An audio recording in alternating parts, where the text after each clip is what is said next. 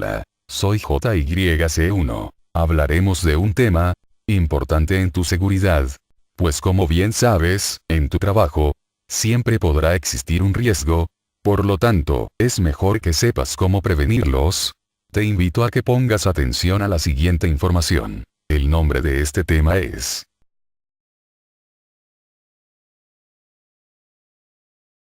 formación de los trabajadores. Por lo general, los trabajadores que han de llevar a cabo trabajos temporales de altura, y que requieran la utilización de equipos de trabajo previstos a tal efecto, deben recibir una formación adecuada específica para las tareas que vayan a realizar, particularmente en lo referente a las operaciones de emergencia.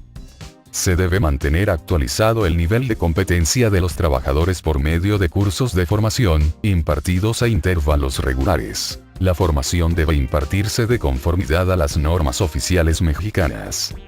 A la hora de realizar trabajos temporales en altura, es imprescindible evaluar los riesgos y adoptar las medidas necesarias para eliminar o reducir al mínimo los riesgos asociados a trabajos simultáneos o sucesivos. Se recomienda prestar especial atención a este extremo cuando los trabajos de construcción u otros tengan lugar en a. cerca de líneas eléctricas aéreas o de instalaciones eléctricas. B. cerca de una actividad industrial. Por ejemplo, un taller o una fábrica en servicio. C. en un lugar muy transitado. Por ejemplo, una calle, un gran almacén, etc. D. varios niveles superpuestos. Por ejemplo, niveles en un mismo andamio. E. en lugares de difícil acceso y salida.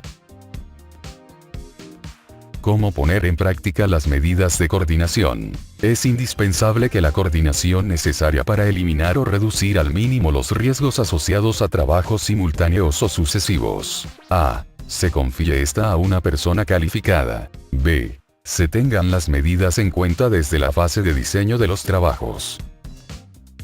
C. se lleven las medidas a la práctica en colaboración con todos los trabajadores afectados, aun cuando pertenezcan a empresas diferentes. D. se genere una comunicación fluida que se materialicen las medidas en planes, informes, reuniones, visitas, instrucciones adecuadas, etc. Señalización. Cabe destacar que la simple señalización de los riesgos no constituye en sí misma una medida de prevención.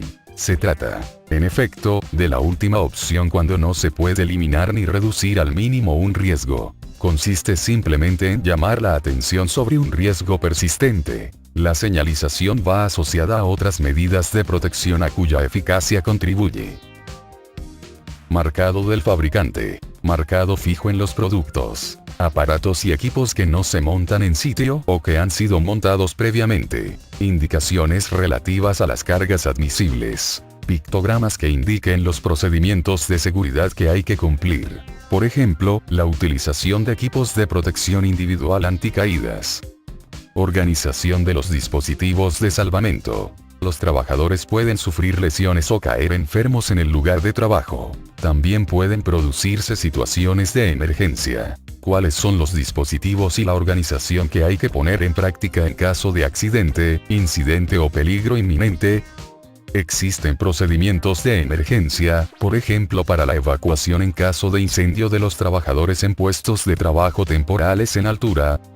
Permiten los pasajes entre los medios de acceso y las plataformas, pisos o pasarelas, una rápida evacuación de los trabajadores en caso de peligro inminente. ¿Conocen los trabajadores los procedimientos que hay que seguir? ¿Existe un medio de activar la alarma? ¿Cómo funciona? ¿Es posible llamar a los servicios de urgencias desde el sitio? ¿Existen equipos de primeros auxilios adecuados? Condiciones meteorológicas. Como es lógico, las condiciones meteorológicas pueden influir considerablemente en los trabajos en altura, especialmente cuando estos se realizan a la intemperie.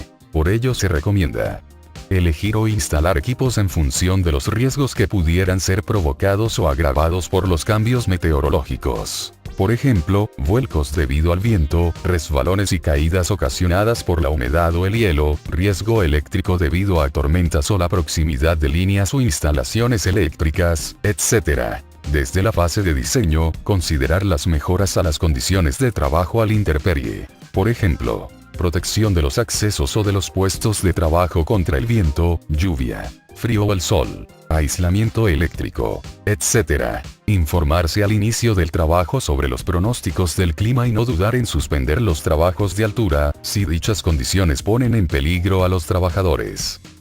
Condición médica necesaria para la realización de trabajos en altura. La realización de trabajos en altura sin la suficiente aptitud física y mental puede poner en peligro tanto al trabajador, como a aquellos que le presten los primeros auxilios en caso de emergencia.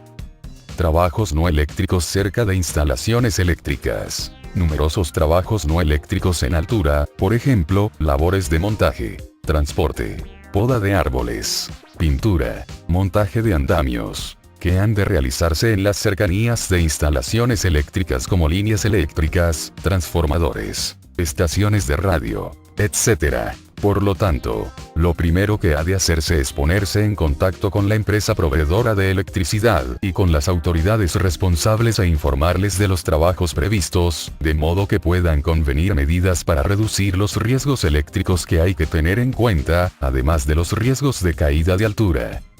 Medidas de seguridad a implementar. A. Eliminar el peligro desconectando o aislando la instalación o a las líneas eléctricas. Si no se puede, entonces. B. Desviar la línea antes del inicio de los trabajos, en especial si es necesario que esté de nuevo operativa al finalizar la obra. C. Levantar barreras para impedir el acceso a las instalaciones bajo tensión. D. Adaptar los equipos y los métodos de trabajo a la situación. E. También debería considerarse la puesta a tierra de los equipos de trabajo metálicos.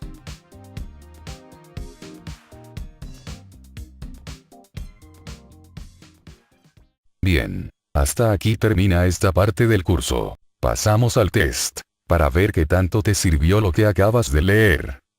Tienes 15 segundos para responder cada pregunta. Empezamos.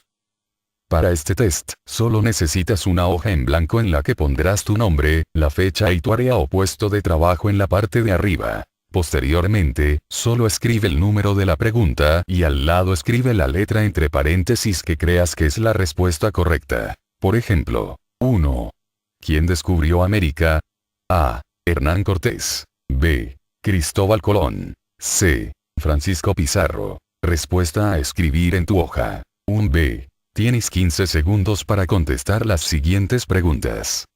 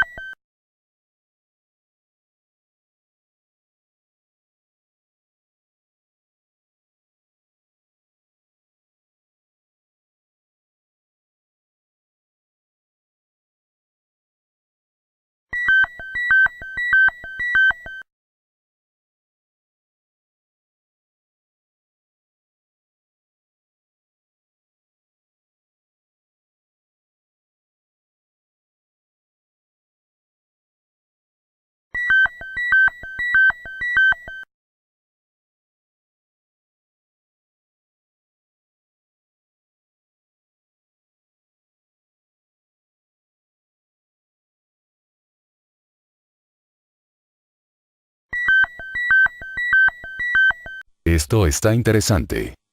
Hola nuevamente. Al parecer ya terminaste. Bien. Nos vemos en el próximo curso. Hasta pronto.